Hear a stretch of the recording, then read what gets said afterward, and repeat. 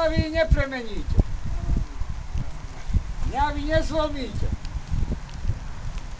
Mňa vy nepresvedčíte. Slovákom som sa narodil, Slovákom som a Slovákom budem.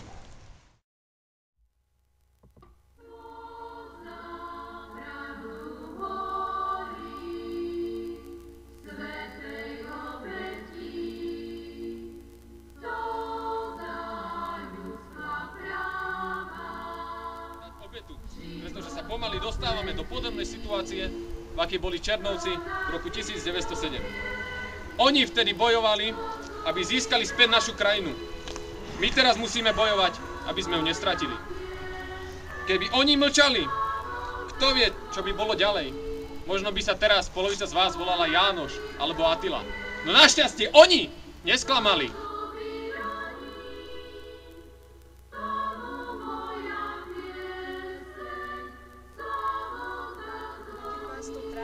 Hnevá, trhá. My nikdy nezabudneme, to strhlo nám puta. Nebolo to vojsko, ani bohatí páni, ale černovskí martíri, čo život v boji dali. Viac než 100 rokov už ubehlo od tých smutných čias a my verne klaniame sa každoročne zas. Veľká vďaka patrí vám, martíri černovskí, že život v boji položili ste za národ slovenský.